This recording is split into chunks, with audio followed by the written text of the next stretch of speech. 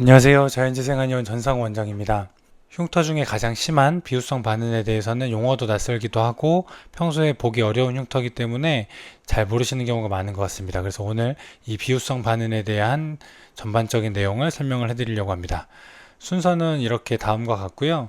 밑에 챕터 구분도 해놓고 댓글에 타임라인을 표시해 드릴 테니까 그 타임라인을 보고 원하는 부분으로 이동해서 필요한 내용만 보셔도 괜찮겠습니다. 자, 그러면 먼저 비후성 반응이 어떤 식으로 해서 발생하고 어떤 특징을 가지는지에 대해서 설명해 드리겠습니다. 비후성 반응은 한자 단어인데요.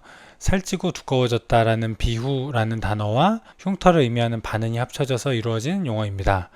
영어로는 하이퍼트로픽 스카라고 하는데 하이퍼트로픽도 두꺼워졌다 이런 뜻을 말합니다. 그래서 두꺼워진 흉터를 비후성 반응이라고 한다 이렇게 하시면 되겠습니다. 그러면 어떤 형태를 가지는지 한번 살펴볼까요? 이렇게 색깔도 검붉기도 하고 어떤 경우는 그냥 하얗게 보이기도 하고 대체적으로 근데 보면 많이 좀 두꺼워져 있고 눈으로 보기에도 딱딱해 보이는 그런 흉터를 말하는 것을 알 수가 있습니다. 그리고 부위를 보시면 팔, 다리, 어깨 이렇게 여러 부위가 있지만 대체로 손에 많은 것을 확인할 수가 있습니다. 자, 그러면 깊은 상처에서 비후성 반응이 생기는 경우와 생기지 않는 경우 어떤 차이가 있는지 살펴보겠습니다. 이 아이는 밥솥 증기 때문에 손바닥에 심재성 이도 화상을 입고 피부 이식 수술을 해야 된다고 얘기를 듣고 저희 한의원에 와서 치료받았던 경우가 되겠는데요. 이렇게 하얗게 두꺼운 가피가 관찰되는 것을 확인할 수 있습니다. 그랬는데 환부가 낫고 나서 아주 깨끗하게 잘 나았지만 이렇게 보시면 깊었던 부위의 마디를 보시면 마디에 주름이 없는 것을 확인할 수가 있습니다. 이거는 살이 좀 두꺼워지고 딱딱해져서 마디에 주름이 사라진 게 되겠고요. 여기서 비후성 반응이 생기는 경우는 점점 딱딱해지고 튀어나오면서 두꺼워지고 심해지게 되는데 이 아이는 다행히 잘 치료받고 상태가 좋아서 2개월이 지났을 때 주름이 조금씩 생기면서 많이 좋아지고 있는 것을 볼 수가 있습니다. 그리고 다 낫고 나서 한 7개월 정도가 지났을 때는 완전히 다 회복이 돼서 어디에 화상을 입었었는지 알 수 없을 정도로 잘 회복이 된 걸 확인할 수 있습니다. 자, 그리고 이 아이는 비후성 반응이 생긴 경우가 되겠는데요. 손등 부위도 비후성 반응이 꽤 잘 생기는 부위입니다. 그래서 손등 쪽을 쭉 이렇게 보면 약간의 지방 조직까지 확인되는 3도 화상인 것을 확인할 수가 있고요. 이렇게 다 낫고 나서부터 초기부터 약간 색깔도 검붉고 튀어나오려고 하는 느낌도 좀 있는 그런 것을 확인할 수가 있습니다. 그리고 6개월 정도 지났을 때는 비후성 반응이 상당히 많이 진행이 돼서 더 많이 튀어나오고 색깔도 검붉어지고 이렇게 된 것을 확인할 수가 있고요. 그리고 나서 이때부터 3년 정도가 지났을 때 상태를 보면 색깔도 빠지고 높이 튀어나온 것도 많이 내려갔지만 질감이 이렇게 좀 다른 부위들은 그대로 남아있는 것을 확인할 수가 있습니다. 허벅지에 아주 깊은 심재성 이도 화상을 입고 와서 치료받았던 분인데요. 검붉게 보이는 곳도 있고 노란색으로 아주 두껍게 괴사 조직이 보이는 것을 확인할 수가 있습니다. 이분이 다 낫고 나서 초기 상태를 보면 약간 분홍색으로 보이는 부분들이 있고 과색소 침착이 된 부위, 탈색이 된 부위들이 같이 섞여 있는 것을 확인할 수가 있습니다. 낫고 나서 6개월 정도 지났을 때의 상태를 살펴보면 일부분의 비후성 반응들이 이렇게 나타난 것을 확인할 수가 있고요. 색깔도 검붉고 어두운 것을 확인할 수가 있습니다. 그래서 이분이 3년 정도가 지났을 때 상태를 살펴보면 비후성 반응이 있던 부위들이 많이 가라앉았지만 창백하게 탈색이 된 부위들도 많이 있고 착색이 된 것도 남아있는 것을 확인할 수가 있습니다. 이렇게 비후성 반응이 어떻게 진행되는지 비후성 반응이 생기는 경우 안 생기는 경우를 통해서 살펴봤고요. 그럼 이걸 토대로 비후성 반응이 어떤 특징을 가지는지 하나씩 설명해 드리겠습니다. 네, 비후성 반응의 특징을 살펴보면 관절 부위에 잘 생깁니다. 어깨처럼 관절의 가동 범위가 넓은 곳과 작은 관절이 많은 손 그리고 무릎 같은 곳에 비후성 반응이 잘 생깁니다. 그리고 상처 치료 과정에서 염증이 심했던 경우가 잘 생깁니다. 염증이 심했다는 얘기는 상처가 깊었을 수도 있고 여러 가지 감염이나 다른 문제들이 있었던 경우들이 되겠습니다. 그리고 상처가 다 낫고 나서부터 생기기 시작해서 보통 3개월에서 6개월 정도 동안에 많이 진행이 되고 그 후부터는 점점 많이 완화되는 것을 확인할 수 있습니다. 그리고 초기에는 검붉거나 보라색의 어두운 색이었다가 색깔이 점점 옅어지면서 최종적으로는 하얗게 변하는 것을 확인할 수가 있습니다. 자, 그러면 비후성 반응은 도대체 왜 생길까요? 그리고 어떤 경우는 생기고 어떤 경우는 안 생길까요? 살펴보도록 하겠습니다. 자, 이거는 제가 논문에서 가져온 이미지가 되겠는데요. 상처 치료의 4단계를 단계별로 설명하는 그림이 되겠습니다. 네, 이 중에 나와 있는 TGF-베타라고 하는 물질이 상처 치료 초기부터 상처가 다 낫고 나서 재형성기까지 중요한 역할을 하게 되는데요. TGF-베타가 너무 과도하게 활성화된 경우에 이런 비후성 반응이 잘 생깁니다. TGF-베타는 어떤 역할을 하냐면 상처의 증식기 때 콜라겐 1형과 3형을 합성을 하고 상처가 다 낫고 나서 재형성기에 콜라겐을 분해하거나 억제하거나 섬유화를 유도하거나 억제하는 이것들을 조절하는 역할을 하게 됩니다. TGF-베타가 너무 과도하게 분비되면 콜라겐이 지나치게 많이 합성되고 또 콜라겐이 분해되어야 할 시기에 잘 분해되지 않아서 비후성 반응이 생기게 됩니다. 그러면 어떤 때 이런 게 생길까요?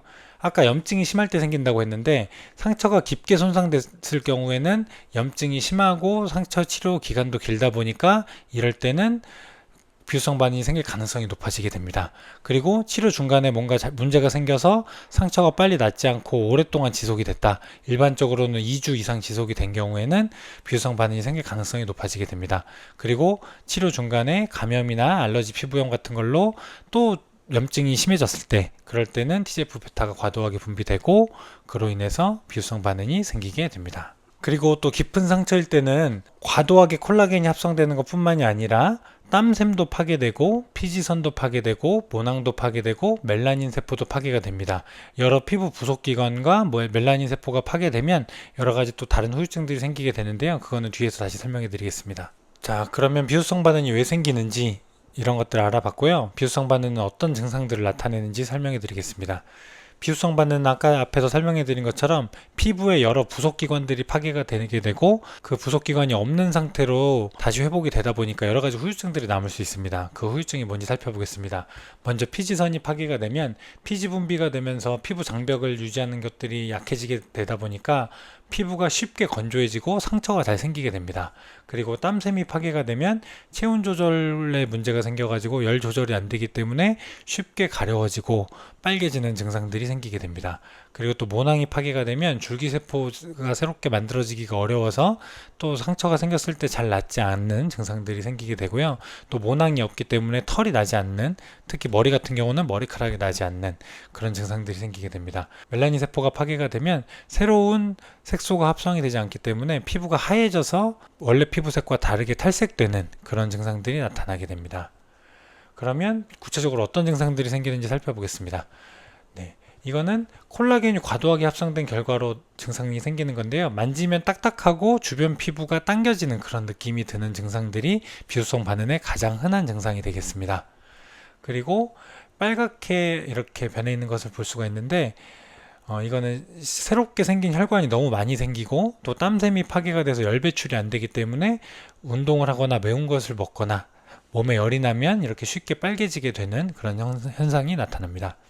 그리고 이거는 긁어서 상처가 나는 건데요. 땀샘이 파괴가 돼서 마찬가지로 열 배출이 안 되기 때문에 피부 밑에서 열이 자극돼서 굉장히 가려운 증상들이 생기게 됩니다. 그리고 이렇게 쉽게 건조해지는 것을 볼 수가 있는데 피지선이 파괴가 돼서 피부 장벽이 잘 유지가 안 되니까 쉽게 건조해지는 증상이 생길 수 있습니다. 자, 그리고 또 이렇게 가운데는 하얗게 탈색이 되고 주변부는 갈색으로 착색이 되는 그런 증상들이 생길 수 있는데요. 이거는 멜라닌 세포가 손상이 돼가지고 새로운 색소가 합성되지 않고 또 바깥에 있던 멜라닌 세포가 이렇게 이동하다가 딱딱한 부위까지 오지 못하고 중간에 쌓여서 테두리가 이렇게 착색이 되는 경우들이 많이 있습니다. 자, 그리고 비후성 반응과 켈로이드에 대해서 착각하시는 경우들이 많이 있는데 어떻게 다른지 설명해 드리겠습니다. 비후성 반응은 높이가 많이 튀어나오지 않고 상처의 경계를 넘어서 옆으로까지 퍼지지 않습니다. 그리고 인종이나 피부색과 상관없이 발생을 하고 유전까지 되는 경우는 거의 없습니다. 하지만 켈로이드는 유전돼서 태어날 때부터 켈로이드의 피부인 경우들이 많이 있고요. 주로 흑인에서 많이 발생하고 동양인은 매우 드뭅니다.